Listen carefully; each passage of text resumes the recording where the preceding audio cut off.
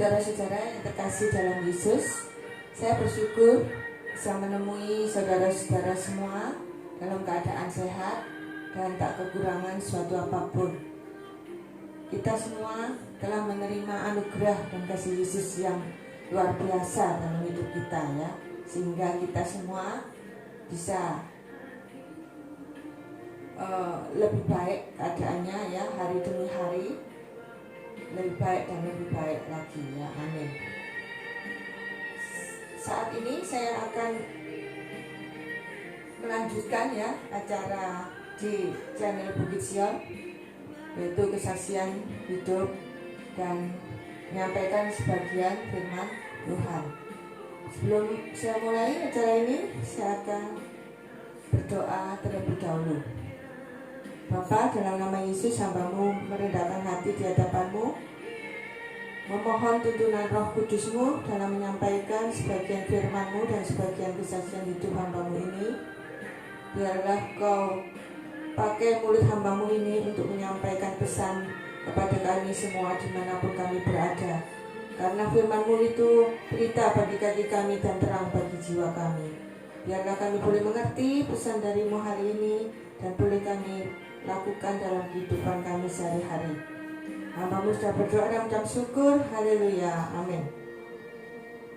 Hari ini saya akan menyampaikan firman Tuhan terlebih dahulu, ya. Saksiannya nanti yang terakhir, ya. Tema hari ini yaitu tentang pernikahan yang berkenan di hadapan Tuhan dan tentang Tuhan membenci perceraian, ya. Jadi temanya cukup panjang, yaitu tentang pernikahan yang berkenan di hadapan Tuhan dan perceraian yang dilarang oleh Tuhan, ya. Jadi Tuhan itu membenci perceraian. Kita akan membahas dua hal ini. Saya tergerak, ya, untuk membahas dua hal ini karena akhir-akhir ini, ya, banyak, ya, terjadi perceraian, ya. Jadi perceraian itu kasusnya makin bertambah, makin meningkat akhir-akhir ini, ya. Jadi perlu saya membahas masalah ini. Saya akan memulai, ya, acara ini. Tema yang pertama yaitu rahasia pernikahan bahagia, ya. Jadi ada dua tema, ya. Yang pertama yang tentang pernikahan itu judulnya rahasia pernikahan bahagia. Ini tema yang pertama, ya. Kita bahas tema yang pertama terlebih dahulu. Jadi tiap orang, siapapun juga, ya, pasti menginginkan pernikahannya bahagia, ya, dan langgeng sampai kakek nenek, ya, sampai maut memisahkan, bahagia, ya. Itu idam-idaman semua orang, ya. Jadi bagaimana cara mempertahankan, ya, sebuah pernikahan itu supaya tetap berbahagia dan tetap langgeng sampai maut memisahkan? Itu harus tahu, ya, caranya, dan kita harus memperjuangkan, ya, kebahagiaan rumah tangga kita. Jadi itu butuh satu usaha dan butuh pimpinan Roh Kudus, ya. Tanpa pimpinan Roh Kudus itu sulit, ya, untuk membangun sebuah pernikahan yang bahagia dan langgeng sampai mau memisahkan, ya, karena daging itu lemah. Jadi kita butuh pimpinan Roh Kudus dalam membangun pernikahan kita. Ya, kita lihat dalam Efesus 4 ayat 32. Saya bacakan, ya. Efesus 4 ayat 32.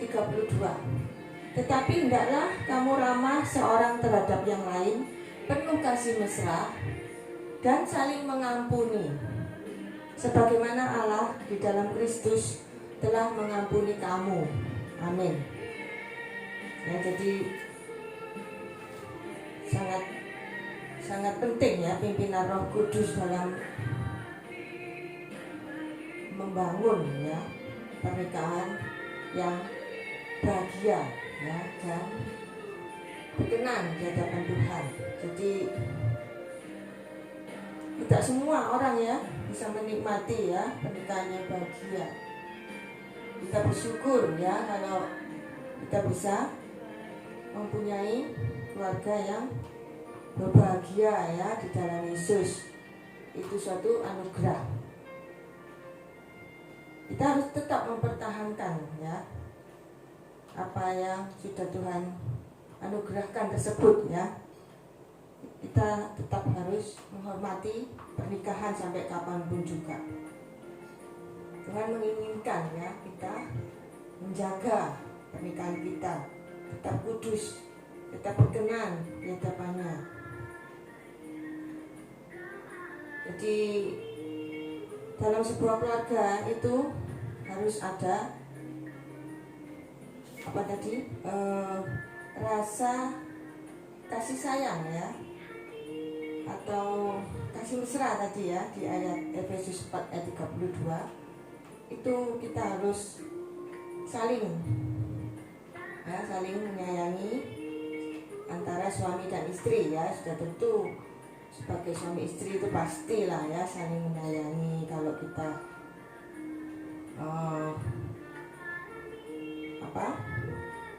menyapa itu kadang ada yang memanggil dengan kata-kata mesra ya, sayangku ya, sayang yang itu bagus ya, itu harus dikembangkan ya.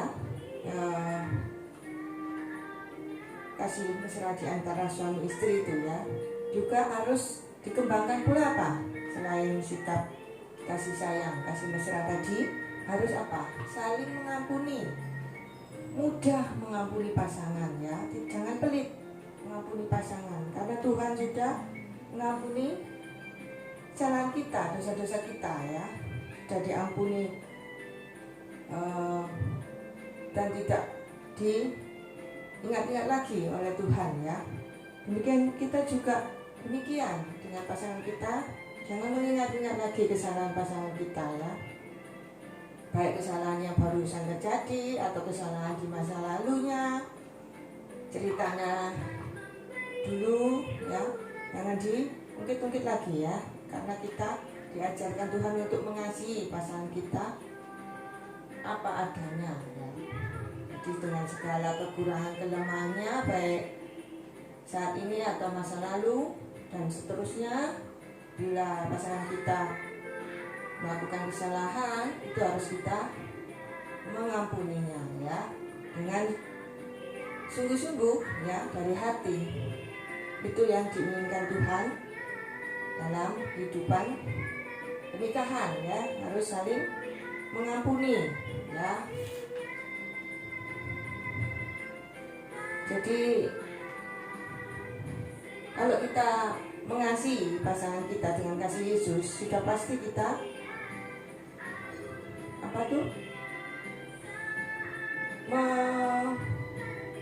menerima ya pasangan kita itu dengan tulus dan murni ya, dan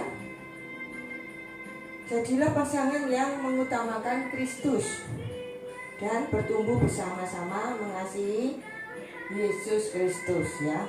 Jadi pasangan suami istri itu harus tumbuh bersama-sama imannya ya, bertumbuh mengasihi Yesus lebih dan lebih lagi ya. Tambah hari tambah cinta Yesus. Itu yang diinginkan Tuhan ya dalam hidup pernikahan. Ya, jadi kita harus, pasangan suami istri itu harus sama-sama berusaha menjadi lebih baik ya. Jadi jangan lupa ya. Jadi kuncinya untuk mempunyai pernikahan yang bahagia dan berkenan di hadapan Tuhan, yang pertama yaitu ada kasih Yesus ya, yang mengikat pernikahan tersebut ya. Yang kedua harus ada saling mengampuni ya dalam pernikahan tersebut ya. Jadi suami harus mengampuni istrinya ya kalau istrinya bersalah, sebaliknya pun istri harus mengampuni suaminya jika suaminya bersalah ya. Memang berat ya, tapi pasti bisa ya, dengan pertolongan dan kekuatan dari Tuhan kita pasti bisa ya mengampuni pasangan kita ya. Itulah tema yang pertama. Yang selanjutnya kita memasuki tema yang kedua, yaitu tentang larangan perceraian ya. Jadi tema yang kedua ini saya menekankan pada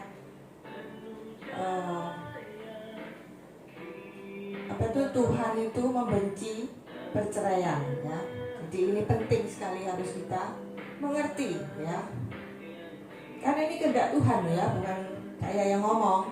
Ini Tuhan yang ngomong, ada ayatnya ya. Ada beberapa ayat yang saya sampaikan ya hari ini, tapi masih banyak ayat-ayat yang lain ya selain ayat-ayat yang saya sampaikan hari ini tentang Tuhan membenci perceraian ya. Saya bacakan dulu di Keluaran 20 ayat 14 ya. Di Keluaran 20 ayat 14 ini tentang firman Tuhan ya, 10 firman Tuhan. Tentang 10 hukum Tuhan ya. Kita semua sudah tahu ya 10 hukum Tuhan itu ya. Ini yang ketujuh ya, yaitu larangan untuk perintah untuk jangan berzina ya. Jadi perceraian itu berhubungan dengan 10 hukum Tuhan yang ketujuh ini ya, yaitu jangan berzina ya. Jadi Tuhan itu sudah tahu ya kalau orang bercerai itu nanti kecenderungannya ya, tidak semuanya sih akhirnya berzina, tapi kebanyakan ya orang yang bercerai itu cenderung untuk berzina gitu ya. Bukan berarti semua yang bercerai berzina, bukan ya, tapi kebanyakan ya yang bercerai itu akhirnya ujung-ujungnya berzina. Itu yang dimaksud di Keluaran 20 ayat 14 ini ya. Yang selanjutnya yaitu di Ulangan 5 ayat 21. Saya bacakan ya. Jangan mengingini istri sesamamu, dan jangan menghasratkan rumahnya, atau ladangnya, atau hambanya laki-laki, atau hambanya perempuan, atau lembunya, atau keledainya, atau apapun yang dipunyai sesamamu. Ya, amin. Ya, jadi kita harus menjaga hati dan pikiran supaya tidak mengingini apapun yang dimiliki sesama kita ya, termasuk mengingini suami orang lain atau istri orang lain. Itu dilarang keras ya. Jangankan mengingini suami atau istri orang lain, mengingini lembunya, ternaknya aja nggak boleh ya. Mengingini apa itu namanya ini tadi,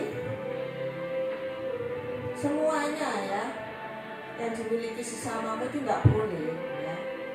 Jadi sangat dilarang ya mengingini apapun milik sesama kita ya. Ini sudah jelas ya,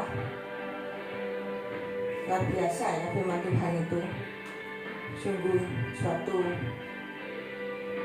teladan yang baik ya, supaya kita itu dapat hidup berkenan di hadapannya setiap saat ya. Dalam semua aspek kehidupan kita, Tuhan ingin kita selalu berkenan di hadapannya, ya, termasuk dalam pernikahan, ya, harus menjaga, menghormati pernikahan, ya. Yang selanjutnya yaitu di Markus 10 ayat 2 sampai 12. Saya bacakan, ya. Maka datanglah orang-orang Farisi dan untuk mencobai Yesus. Mereka bertanya kepadanya, apakah seorang suami diperbolehkan menceraikan istrinya? Tetapi jawabnya kepada mereka, apa perintah Musa kepada kamu? Jawab mereka, Musa memberi izin untuk menceraikannya dengan membuat surat cerai. Lalu kata Yesus kepada mereka, justru karena ketegaran hatimulah maka Musa menuliskan perintah ini untuk kamu. Sebab pada awal dunia Allah menjadikan mereka laki-laki dan perempuan. Sebab itu laki-laki akan meninggalkan ayahnya dan ibunya dan bersatu dengan istrinya, sehingga keduanya itu menjadi satu daging. Demikianlah mereka bukan lagi dua melainkan satu. Karena itu apa yang telah dipersatukan Allah tidak boleh diceraikan manusia. Ketika mereka sudah di rumah, murid-murid itu bertanya pula kepada Yesus tentang hal itu. Lalu katanya kepada mereka, barang siapa menceraikan istrinya lalu kawin dengan perempuan lain, ia hidup dalam perzinahan terhadap istrinya itu. Dan jika si istri menceraikan suaminya dan kawin dengan laki-laki lain, ia berbuat zina. Amin. Ya, jadi perceraian itu ujung-ujungnya itu kemungkinan besar, ya, itu perzinahan. Makanya Tuhan melarang keras perceraian, ya. Karena Tuhan tahu apa yang akan terjadi, ya, setelah perceraian itu. Tuhan tahu, ya. Jadi manusia itu cenderung setelah bercerai itu, ya, cenderung untuk berzina, ya, meskipun tidak semuanya begitu, ya. Jadi ini harus kita perhatikan. Selanjutnya yaitu Lukas 16 ayat 18. Saya bacakan, ya. Setiap orang yang menceraikan istrinya lalu kawin dengan perempuan lain, ia berbuat zina. Dan barang siapa kawin dengan perempuan yang diceraikan suaminya, ia berbuat zina. Nah, ini hampir sama, ya, dengan Markus 10 ayat 2 sampai 12 tadi, ya. Selanjutnya yaitu Maleakhi 2 ayat 16. Sebab aku membenci perceraian, firman Tuhan Allah Israel. Juga orang yang menutupi pakaiannya dengan kekerasan, firman Tuhan semesta alam. Maka jagalah dirimu dan janganlah berkhianat, ya. Jadi kita harus menjaga, ya, hati dan pikiran, karena yang diserang setan itu hati dan pikiran kita, ya. Segala bentuk kejahatan itu bermula dari hati dan pikiran kita yang dibisiki setan, ya. Jadi harus minta pimpinan Roh Kudus senantiasa, ya, supaya hati dan pikiran kita dijagai oleh Roh Kudus, ya, tidak mudah dibisiki setan. Karena bisikan setan tadi itu bisa mengakibatkan hal-hal yang buruk, ya, yang merugikan diri sendiri dan orang lain, dan bisa mengakibatkan hal-hal yang sangat mengerikan, ya. Contohnya bisa mengakibatkan pembunuhan, pemerkosaan, perang, ya, dan lain-lain. Jadi hati-hati, ya, dengan hati dan pikiran itu harus benar-benar dijaga. Selanjutnya yaitu di 1 Korintus 7 ayat 10 sampai 11. Saya bacakan ya. Kepada orang-orang yang telah kawin, aku tidak, bukan aku, tetapi Tuhan, perintahkan supaya seorang istri tidak boleh menceraikan suaminya. Ayat 11. Dan jikalau ia bercerai, ia harus tetap hidup tanpa suami atau berdamai dengan suaminya. Dan seorang suami tidak boleh menceraikan istrinya. Ya, amin. Ini firman Tuhan ya. Jadi harus benar-benar kita perhatikan. Ya, kita harus tahu apa maksud Tuhan dengan firman-Nya ini. Ya, kita harus mengerti ya, dan harus meresponi ya firman Tuhan. Tidak menunda-nunda lagi ya. Harus ya segera diresponi ya firman Tuhan itu. Karena iman tanpa perbuatan itu sia-sia ya. Kalau kita hanya tahu firman Tuhan, mendengar firman Tuhan dan mengerti ya, tapi tidak dilakukan, itu sama juga bohong ya. Jadi ibaratnya itu ada peribahasa apa tuh? Zaman kita masih sekolah SD atau SMP ya, tong kosong nyaring bunyinya ya. Jadi orang yang hanya mengumpulkan teori-teori di Alkitab, mencatat sampai banyak ya catatannya, dari khotbah-khotbah di gereja atau di YouTube dicuatati sampai banyak ya catatannya, tapi kalau tidak dipraktekkan itu sama dengan tong kosong yang nyaring bunyinya ya. Jadi percuma, sia-sia saja. Yang selanjutnya saya akan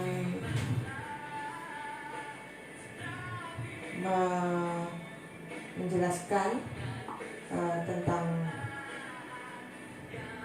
Tuhan membenci perceraian ini ya, lebih jelas lagi ya, supaya saudara-saudara lebih mengerti ya.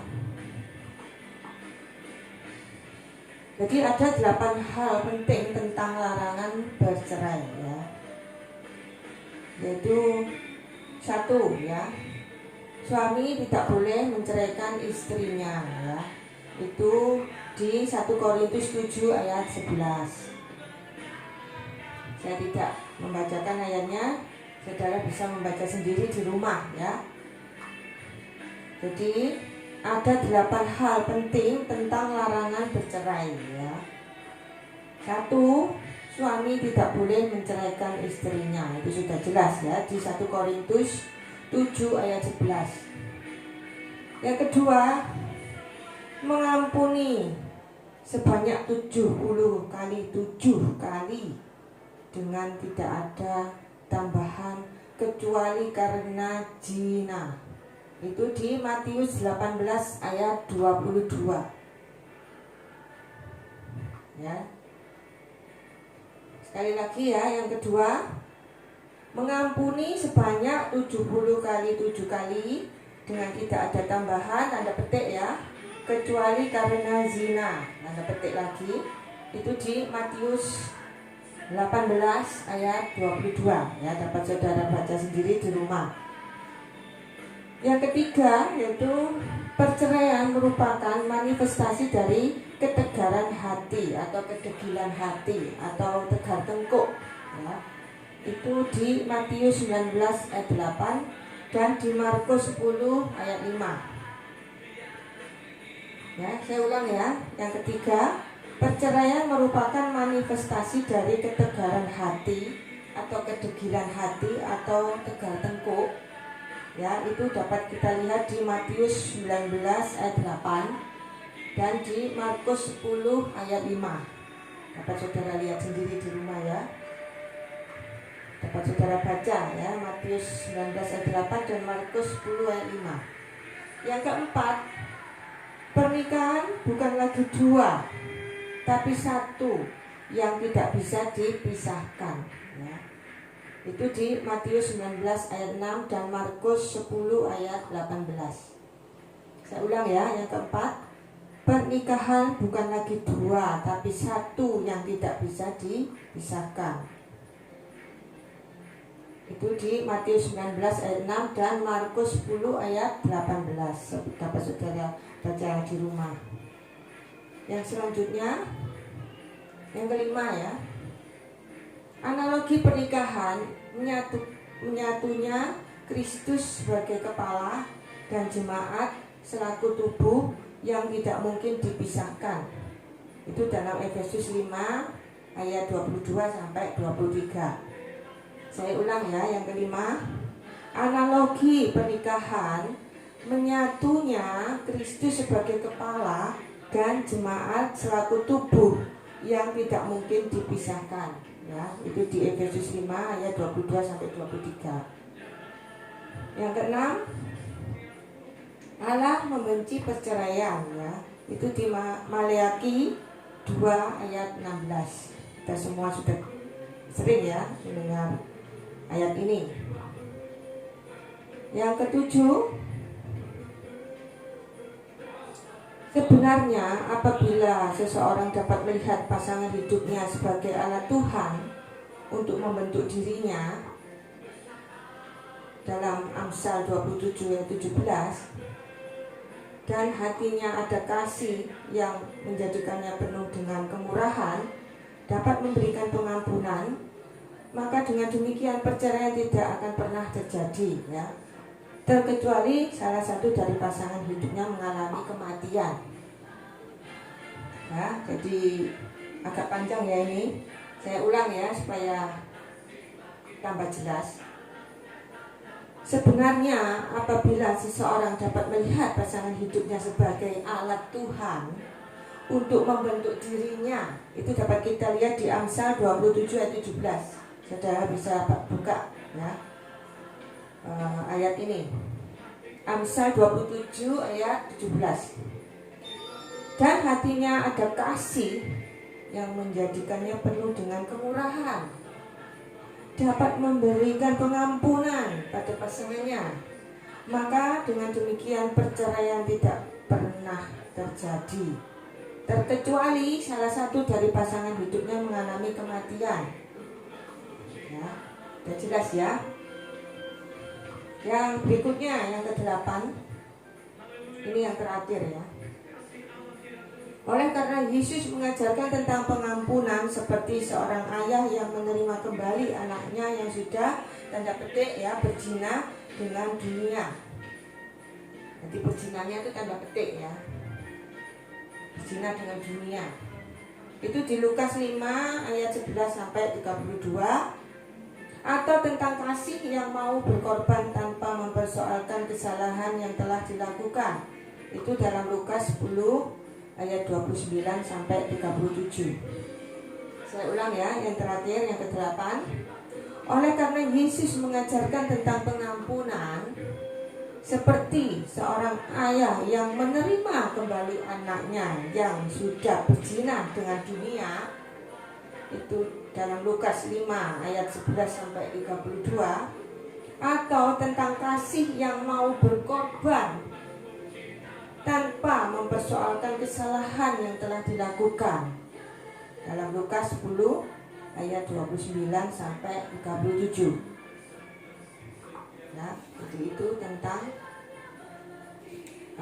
larangan perceraian ya, 8 hal itu sudah jelas ya, kita mengerti ya kenapa Tuhan membenci perceraian, dan perceraian itu tidak perlu terjadi ya. Kalau kita punya kasih Kristus, kalau kita mau mengampuni pasangan kita, itu tidak mungkin terjadi perceraian ya.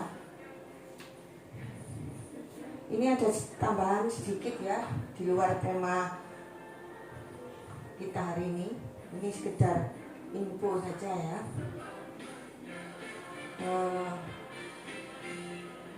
Info ini penting ya, buat yang sudah memiliki pasangan ya, baik yang sudah menikah ataupun yang masih pacaran. Itu penting ya, info ini yaitu tentang apa? Tentang bibit perselingkuhan. Ya. Info ini banyak ya sekarang kita temukan di Facebook ya. Tapi info ini sudah saya peroleh dari majalah sejak saya masih SMA nggak salah ya. Itu saya bersyukur ya dapat info ini dari majalah apa itu ya, saya lupa. Saya tidak sengaja ya membaca tentang bibit perselingkuhan ya. Ternyata bibit perselingkuhan itu apa? Pasti banyak yang sudah tahu ya. Bibit perselingkuhan itu curhat dengan teman lawan jenis ya. Jadi tidak hanya teman sebenarnya ya, bisa juga family ya, atau ahli psikolog ya, atau konselor. Jadi curhat itu jangan dengan teman ya yang lawan jenis ya. Jadi atau curhat dengan family ya yang lawan jenis, atau curhat dengan ahli psikolog yang lawan jenis, atau curhat dengan konselor yang lawan jenis ya, itu harus dihindari. Bukan berarti kalau curhat dengan lawan jenis pasti terjadi perselingkuhan ya, tidak begitu ya. Tapi ini pencegahan, karena banyak kasus-kasus perselingkuhan itu dimulai dari curhat ke teman lawan jenis ya, itu sudah terbukti ya, bukan saya mengada-ngada ya, itu sudah saya dengar ya, banyak cerita dari teman-teman saya, kesaksian dari seorang pendeta ya, tidak saya sebut namanya, di YouTube ya, itu dia juga pernah tergelincir dalam perselingkuhan ini ya, tapi tidak sampai dalam ya perselingkuhannya yang pendeta ini. Jadi perselingkuhan biasa ya, belum sampai ke hal-hal yang lebih dalam lagi ya, tapi ya sudah mulai merusak, mengganggu hubungan dengan istrinya ya, karena dia sering curhat dengan temannya perempuan ya.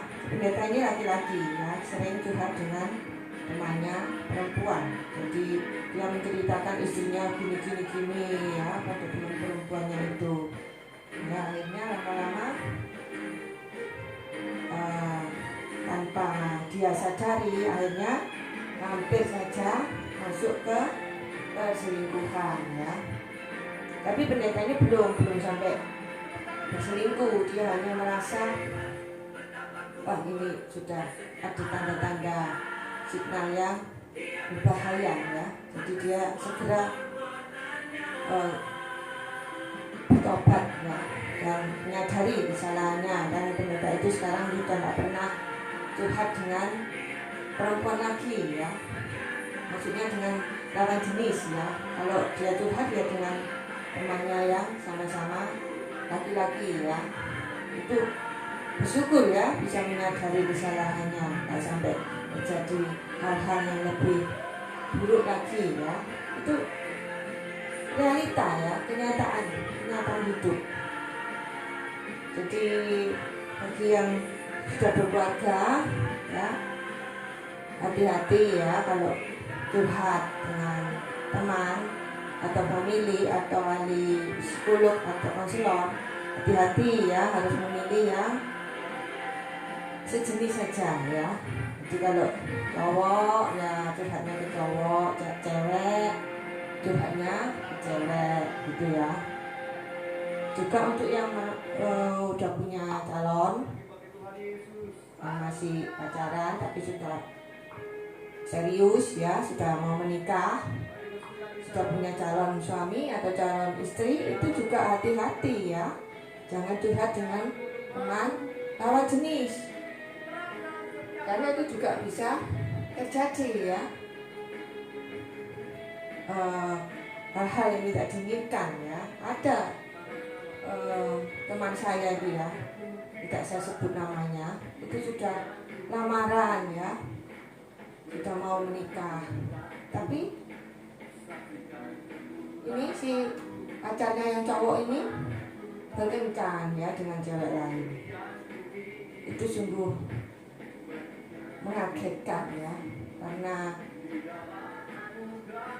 ya itu tadi dia tidak mengerti ya, si cowok ini tidak mengerti kalau curhat dengan lawan jenis, teman-teman lawan jenis ya, atau famili lawan jenis, atau ahli psikolog lawan jenis, atau konselor lawan jenis, itu cenderung ya untuk terjadi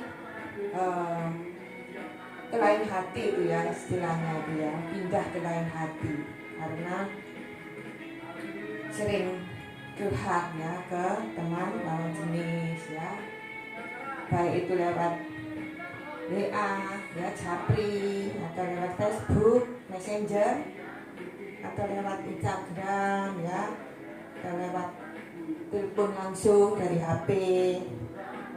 Memang pada mulanya itu hanya omongannya itu yang umum-umum saja, biasanya begitu. Lama-lama masuk ke ranah pribadi, urusan pribadi ya, urusan rumah tangga, diceritakan ke teman lawan jenis tersebut. Akhirnya makin akrab ya, akhirnya terbawa emosi ya, apalagi kalau yang dicurhatin itu tadi punya niat jahat atau memang dia sengaja untuk menggoda kita, itu berbahaya sekali ya. Jadi karena orang yang sedang curhat atau galau itu biasanya itu butuh perhatian ya dari yang diajak curhat itu ya, butuh perhatian dan butuh pujian biasanya ya. Hati-hati pokoknya ya, kita semua sudah tahu ya. Jadi hal itu harus kita hindari ya. Ya itulah yang saya sampaikan hari ini. Dan untuk kesaksian saya ini dulu pernah mau kecelakaan naik kol ya, bersama rombongan teman-teman saya ya, dari acara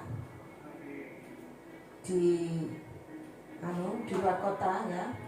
Teman saya itu nyarter kol, jadi rombongan satu kol itu penuh ya. Nah, dari acara tersebut pulangnya itu hampir ya tertabrak bis ya, kol yang saya naiki bersama teman-teman saya itu ya, sampai spionnya itu tertabrak bis ya. Jadi tinggal seberapa senti aja ya, itu sudah bisa terjadi hal-hal yang mengerikan ya. Bersyukur ya yang kena tabrak bis itu hanya spionnya yang dekat sopir itu.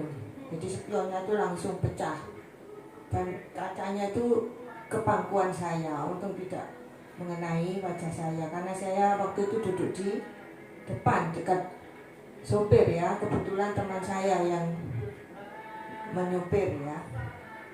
Jadi puji Tuhan ya, saya tidak bisa membayangkan kalau sampai ketabrak itu bisa, teman saya itu bisa terluka ya, yang nyetir itu pun sudah besar itu bodinya mobil yang sebelah dekat spion yang pecah itu sudah terserempet bis panjang dari depan ke belakang kolnya itu ya. Itulah kemurahan Tuhan ya, sehingga kami semobil itu, sekol itu selamat ya, tidak mengalami kecelakaan ya, cuma hanya mobil kolnya itu yang rusak, spion dan bodinya itu ya yang keserempet bis Ya bersyukur, sungguh-sungguh bersyukur. Ya itulah kesaksian saya hari ini. Saya akhiri acara ini dengan berdoa. Bapa, dalam nama Yesus, hamba-Mu sudah menyampaikan sebagian firman-Mu dan sebagian kesaksian hidup hamba-Mu. Terima kasih Tuhan atas waktu yang Kau berikan sehingga hamba-Mu dapat menyampaikan pesan dari-Mu, sehingga kami semua diberkati Tuhan.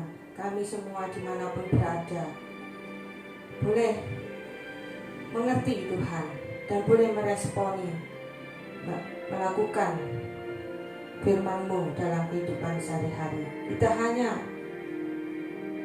hanya disimpan dalam hati saja, tapi dipraktekkan dalam kehidupan sehari-hari. Ajar kami Tuhan untuk meresponi firman-Mu dengan hikmat-Mu, dengan bijaksana. Terima kasih Tuhan. Biarlah kami serahkan pernikahan kami dalam pimpinan Roh Kudus-Mu.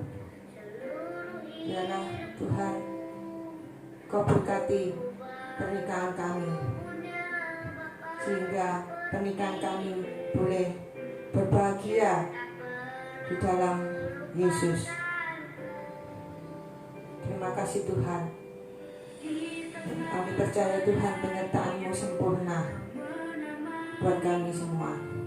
Hamba-Mu sudah berdoa dan mengucap syukur. Haleluya, amin. Sampai ketemu di acara berikutnya. Tuhan memberkati.